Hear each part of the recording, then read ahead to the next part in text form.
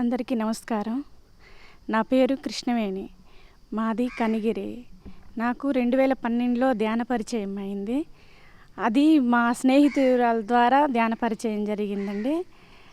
నేను ఒకప్పుడు మనశ్శాంతి లేదు, ఆరోగ్యం లేదు.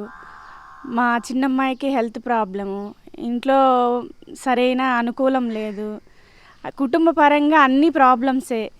ఎలా ఉందంటే ధ్యానంలోకి రాకముందు నా పరిస్థితి, ముక్కు గట్టిగా పట్టుకుంటే ఒక్క శ్వాసని తీసుకుంటే బాగుండు అని ఎలా అనిపించిద్దో, ఒక్క మనిషి అన్నా నా ప్రాబ్లమ్స్ తీరిస్తే బాగుండు అని అనిపించే విధంగా ఉంది. అలా చాలా బాధపడతా, చాలా ఇబ్బందుల్లో ఉన్నా. ఒక్క రోజన్నా లేచి ఓపికగా ఇంట్లో పనులు చేసుకునే శక్తి కూడా లేదు. ఎప్పుడు పడుకొని ఉంటా, ఓపిక ఉన్నప్పుడు పని చేసుకుంటా, ఓపిక లేనప్పుడు పడుకొనే ఉంటా. ఎప్పుడు ఏదో ఒక ఆలోచన కుటుంబ పరంగా. చిన్న ప్రాబ్లం అయినా దాన్ని పెద్దదిగా చేసుకొని చూడడం అలవాటయ్యి నాకు బాగా. ఎవరైనా చిన్నగా ఒక మాట అన్నా దాన్ని తట్టుకునే ఓపిక లేదు. వాళ్ళని తిరిగనే శక్తి కూడా లేదు, అనలేను కూడా. భయము, ఎందుకంటే భయము. ఒక్కదాన్ని లేచి కనీసము రాత్రిపూట టాయిలెట్కి పోవాలన్నా కూడా ఒకరు పక్కన తోడు ఉండాలి, అంత భయం అన్నమాట. చీకటి అంటే మరీ భయం ఎక్కువ. ఎందుకంటే నేను చిన్నతనం నుంచి పెరిగిన వాతావరణం ఆ విధంగా ఉంది కాబట్టి ఇంకా అదే అలవాటైంది. పెళ్ళైన తర్వాత, పెద్దదాన్ని అయిన తర్వాత, పిల్లలు పుట్టిన తర్వాత కూడా నాకు ఆ భయం అనేది పోలేదు. అటువంటి పరిస్థితుల్లో ఉన్న నాకు ఒకరోజు మా ఫ్రెండ్ వచ్చి, ధ్యానం చేసుకో, నీకు ధ్యానం వల్ల అన్నీ క్యూర్ అవుతాయని చెప్పింది. చెప్పిన తర్వాత అసలు ఆ ధ్యానం అంటే తెలీదు. మామూలుగా మనం సినిమాలలో పెద్దోళ్ళు చెప్తుంటే విన్నాం కదా, ఆ ఋషులు వాళ్ళు తపస్సు చేసుకుంటారు అడవుల్లో అని. అంతవరకే తెలుసు. ధ్యానం అంటే వాళ్ళు చేసుకునేది కదా, మనం చేసేది కాదు కదా అని అన్నా. అంటే ఆ అమ్మాయి అనింది, కాదు ధ్యానం అందరు చేసుకోవచ్చు, ధ్యానం అంటే అదేమి కష్టమైన పని కాదు, మన శ్వాసను గమనిస్తూ కళ్ళు మూసుకొని కూర్చోవడమేను అని. సరే చూద్దాము, తను చెప్పింది కదా, తను హెల్త్ ప్రాబ్లంలో ఉండి తను క్యూర్ చేసుకుంది. ఆ నమ్మకంతో నాకు కూడా చెప్పింది అనమాట, నువ్వు కూడా చేసుకో, నీ ప్రాబ్లమ్స్ కూడా అన్నీ తీరుతాయి అని. సరే చూద్దాం. ముందు మెయిన్ నా ఆరోగ్యం కన్నా మా అమ్మాయి ఆరోగ్యం తీర్చాలన్న కోరికతో వచ్చాను అనమాట ధ్యానంలోకి.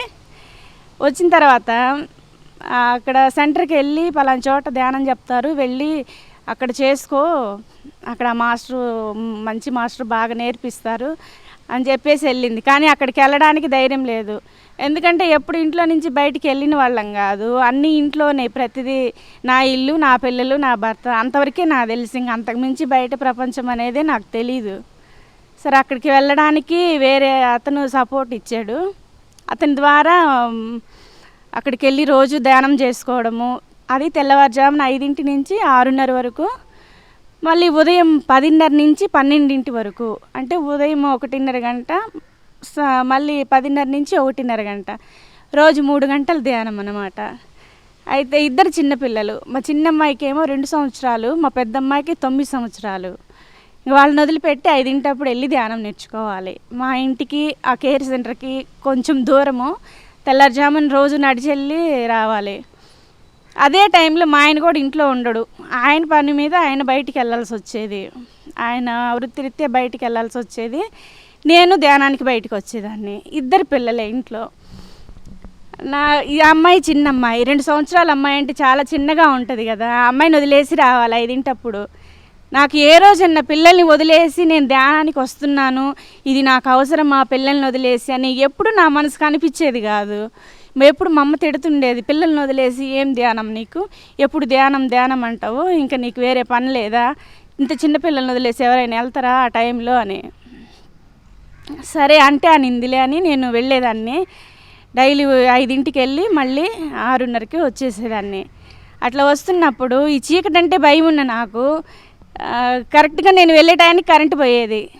ఒక్కొక్కసారి అమావాస్య కరెంటు ఉండదు. అక్కడి నుంచి వెళ్ళాలి, చీకటి. ఒక కాలేజ్ ఉంది, ఆ కాలేజీలో నుంచి వెళ్ళాలన్నమాట. అక్కడ బాగా చీకటి, చెట్లు అన్నీ ఉండేవి. కానీ ఇంకా అప్పుడు కొంచెం భయం ఉన్నా వెళ్ళేదాన్ని, ఆగిపోయేదాన్ని కాదు. నాకు చిన్నగా ధైర్యం వచ్చేది, ఆ ధైర్యంతోనే చిన్నగా వెళ్ళేదాన్ని.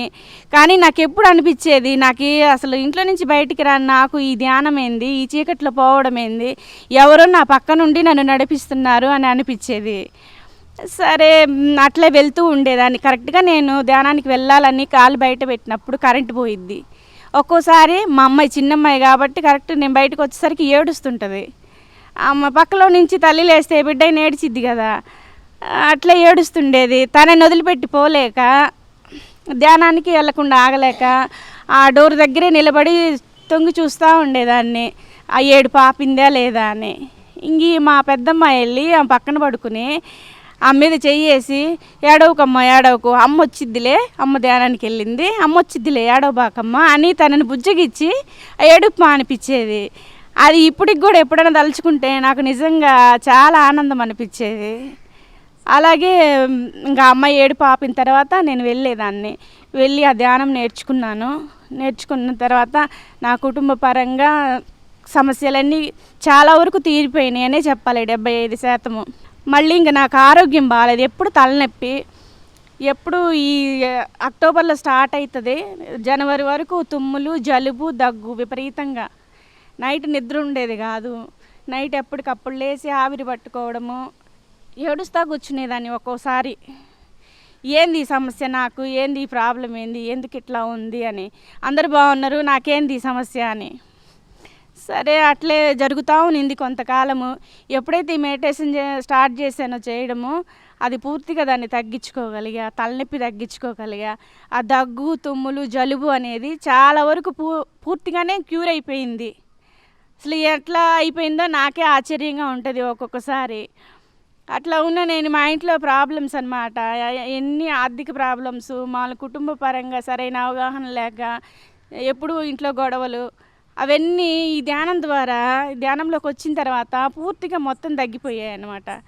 ఇప్పుడు ఒక్కదాన్ని ధ్యానంలోకి వచ్చా స్టార్టింగ్లో. తర్వాత మా పిల్లలిద్దరు, మా ఆయన అందరు ధ్యానం చేస్తున్నాం ఇప్పుడు. అంతేకాకుండా ఇదివరకు మాంసాహారం తినేవాళ్ళం బాగా. తర్వాత ఎప్పుడైతే ఈ ధ్యానం స్టార్ట్ చేసిన తర్వాత మాంసం తినటం అనేది పూర్తిగా మానేసాము. తర్వాత కొన్ని రోజుల తర్వాత ధ్యానం చేసిన తర్వాత వెల్లుల్లి తినకూడదు అని చెప్పారు. సరే అది కూడా మానేసాం. వెల్లుల్లి అన్నా ఇష్టమే, నాన్ వెజ్ అన్నా అంత ఇష్టం కాకపోయినా కొంతైనా తినే అలవాటు ఉంది కాబట్టి ఇష్టమే. తర్వాత మళ్ళీ కొంతకాలం తర్వాత మళ్ళీ పుట్టగొడుగులు తినకూడదు అని చెప్పారు. అంటే ఈ ఆల్రెడీ ముందే ఉన్నాయి, కానీ నాకు తెలిసేసరికి కొంత సమయం పట్టింది. ఇంకా అవన్నీ మానేశాను అనమాట.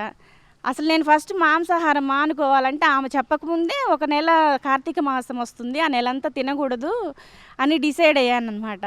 ఆ డిసైడ్ అయిన తర్వాత ఈ అమ్మాయి చెప్పింది, ఇలా ధ్యానం చేస్తే తినకూడదు, అది శవాహారము, ఒక జీవిని చంపి తింటాం, అది చాలా పాపం కదా అని చెప్పింది. చెప్పిన తర్వాత తన మాట ప్రకారం అలాగే మానుకున్నాను అనమాట. మానుకున్న తర్వాత 1.5 సంవత్సరము ఇంకా పూర్తిగా మానేశాను. బాగా ధ్యానం రోజు 6 గంటలు 5 గంటలు కొత్తగా చేస్తున్నా కూడా తీవ్రంగా చేశాను అనమాట బాగా ధ్యానము. అట్లా చేయటం వల్లే నా జబ్బులన్నీ క్యూర్ అయింది. మా అమ్మాయికి హెల్త్ ప్రాబ్లము, హార్ట్ బాగాలేదు, ఆ హార్ట్లో హోల్ ఉండటం వల్ల తనకి కొంచెం హెల్త్ బాగుండేది కాదు, అది తనకి పూర్తిగా క్యూర్ అయింది. తన ఒళ్ళో పట్టుకోబెట్టుకొని ధ్యానం చేసేదాన్ని చిన్నతనంలో. అట్లా తన ఆరోగ్యం బాగుంది. ఇప్పుడు అందరం బాగున్నాం. దేనివల్ల అంటే ధ్యానం వల్లే బాగున్నాం అందరము. ఆ నాన్ వెజ్ విషయానికి వస్తే ఒక చిన్న తమాషా జరిగిందనమాట. నాకు చిన్నప్పటి నుంచి ఎగ్గు తినడం అంటే బాగా ఇష్టము. ఎంత ఇష్టం అంటే, నువ్వు చచ్చిపోతావా ఎగ్గు తింటావా అంటే, నేను ఎగ్గు తిన్నా చచ్చిపోతానని అంత ఇష్టం అనమాట. చిన్నప్పటి నుంచి అలవాటు, డైలీ ఉండాల్సిందే. అదే అలవాటు నాకు పెళ్ళైన తర్వాత కూడా వచ్చింది. ఇవి మానేసిన తర్వాత, నాన్ వెజ్ మానేసిన తర్వాత 1.5 సంవత్సరము బాగా బలవంతంగా మానుకున్నా. ఇష్టం ఉంది కోరిక ఎగ్గు మీద, మిగతా ఈ చికెను, మటను వీటి మీద ఇష్టం ఉండేది కాదు, కానీ ఎగ్గు మీద ఇష్టం ఉండేది. కానీ దాన్ని బలవంతంగా తినకూడదు అని 1.5 సంవత్సరం మానుకున్నా. కానీ ఇంకా ఒక్కసారిగా బ్లాస్ట్ అయింది. ఇంకా తినకుండా ఉండలేను, నాకు తినాలన్న కోరిక బలంగా ఉంది అని అనిపించేసి 1 సంవత్సరం తిన్నా. ఎగ్గు వరకు 1 సంవత్సరం తిన్న తర్వాత అప్పుడు 2016లో కేర్ సెంటర్ పెట్టారనమాట. కేర్ సెంటర్ పెట్టినప్పుడు 41 రోజు 41 మంది మాస్టర్ల చేత ధ్యానం చెప్పించేవాళ్ళు. రోజు ఒక క్లాస్ అనమాట. అట్లా తింటా ఉన్న నేను పిరమిడ్ వ్యాలీకి వెళ్ళొచ్చిన తర్వాత ఈ క్లాసులు స్టార్ట్ అయ్యాయి. ఆ క్లాస్కి ఇన్నొచ్చి ఇక్కడ మళ్ళీ ఎగ్గు తీసుకుని తినేదాన్ని. అట్లా 3 టైమ్స్ ఏం జరిగిందంటే, ఒకసారి వాంతి అయ్యింది, ఒకసారి తలనొప్పి వచ్చింది, ఒకసారి జ్వరం వచ్చింది. ఈ ఎగ్ వల్ల ఇలా వస్తుందని అర్థమైంది నాకు. అర్థమైనా తినాలన్న కోరిక మాత్రం బలంగా ఉంది. మానుకోవాలని అనిపించట్లేదు. కానీ నా మనసుకు అనిపిస్తుంది ఒక్కోసారి. నేనేమో అక్కడ ధ్యానం చేసొస్తున్నా, ఇక్కడేమో ఇది తింటున్నా, అక్కడ క్లాస్ వినొచ్చి ఇది తింటున్నా. ఇది కరెక్ట్ కాదు, ఇది తప్పు. కానీ ఇది మానుకోవాలి, నేను మానుకోలేకపోతున్నాను మాస్టర్స్. నాకు సరైన అవగాహన కలిగించండి. నా వల్ల అవ్వట్లేదు మానుకోవడము, కానీ మానుకోవాలని మాత్రం నా మనసుకు అనిపిస్తుంది అని అనుకున్న తర్వాత నాకు తెలియకుండానే 1 నెల తినలేదు నేను. నాకు తెలియదు అసలు నేను ఆ గుడ్డు వండాలా అని కానీ తినాలని కానీ ఆలోచనే రాలే. నెల తర్వాత ఆలోచన వచ్చింది. అప్పుడు అనిపించింది, ఓహో ఇట్లా ధ్యానంలో మనం అనుకుంటే ఖచ్చితంగా తీరిద్దా అని. అట్లా పూర్తిగా నాన్ వెజ్, వెల్లుల్లి, పుట్టగొడుగులు అంటే మహా ఇష్టం. వాటిని కూడా మానుకున్నాం పూర్తిగా. ఇప్పుడు నా భర్త ధ్యానం చేస్తాడు, నా పిల్లలు ఇద్దరు ధ్యానం చేస్తారు. అందరం ఆనందంగా ఉన్నాం. అందరికీ ఆరోగ్యంగా ఆనందంగా జీవిస్తున్నాం. ఆర్థికంగా బాగా నిలదొక్కోగలిగాము. ఎన్నో శాకాహార ర్యాలీల్లో పార్టిసిపేట్ చేయగలిగాను. అసలు ఇంట్లో నుంచి బయటికి పోని దాన్ని నేను. ఇల్లే ప్రపంచం అనుకునే నేను కనిగిరి మొత్తము అన్ని వీధుల్లో శాకాహార ర్యాలీలు చేసామంటే నిజంగా ఒక్కోసారి నన్ను నేను చూసుకుంటే నాకు ఎంత ఆనందం అనిపించేది.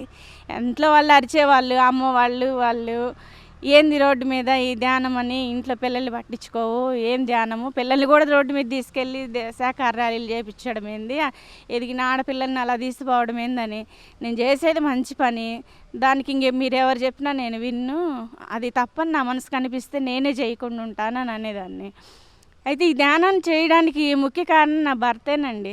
ఎందుకంటే ఆయన ఫుల్ సపోర్ట్ ఇవ్వబట్టి చేయగలిగాను, లేదంటే నేను చేయలేను. ఎవరికైనా ఇంట్లో భర్త సపోర్ట్ ఇస్తేనే చేయగలరు, లేదంటే వాళ్ళ పరిస్థితి ఎంత ఇబ్బందిగా ఉంటుందో అది నేను చాలామంది విషయాల్లో కూడా చూశాను.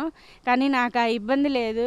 ధ్యానానికి సంబంధించి ఫస్ట్ నుంచి ఫుల్ సపోర్ట్ ఇచ్చేవాడు. ఇప్పుడు ఆయన కూడా ధ్యానం చేసేవాడు. అందరం శాకాహారులుగా మారాము, అందరం ధ్యానం చేస్తున్నాం. ఎంతో ఆనందంగా ఉంది. ఇంకో విషయం ఏంటంటే, ఎప్పుడు టీవీలో స్వామీజీలు, గురూజీలు అందరూ వాళ్ళ సందేశాలు ఇస్తూ ఉంటారు. ఒకసారి నాకు అనిపించింది, ఇంతమంది చెప్తున్నారు కదా, పత్రి సార్ ఒక్కసారి కూడా ఎవరు ఏ ఛానల్లో చెప్పట్లేదు, ఆయన సందేశాలు ఎక్కడ ఇవ్వట్లేదు. ఒక్కసారన్నా ఒక ఛానల్ వాళ్ళన్నా తీసుకుంటే బాగుండు, ఒకసారి సందేశాలు వినొచ్చు అని అనిపించేది. అలా అనిపించిన కొంతకాలానికి 1 సంవత్సరం అయి ఉంటుందిలే. చాలాసార్లు అనుకున్నా. మా ఇంట్లో మా ఆయనతో కూడా అన్నా నేను, ఏంది ఇంతమంది వస్తున్నారు, కనీసం పత్రిజీ సార్ సందేశాలు ఎప్పుడన్నా విందామన్నా ఒక్క ఛానల్ వాళ్ళు కూడా తీసుకోరేంది అని. ఇంకా తర్వాత ఏకంగా మన పిఎంసి ఛానలే వచ్చింది. ఈ పిఎంసి ఛానల్కి నిజంగా కృతజ్ఞతలు చెప్పాలండి. ఎందుకంటే ఎప్పుడు కావాలంటే అప్పుడు పత్రిజీ సార్ని చూసుకోవచ్చు, ఎప్పుడు కావాలంటే అప్పుడు సార్ సందేశాలు వినొచ్చు, సార్ ఎక్కడున్నా మనం తెలుసుకోవచ్చు.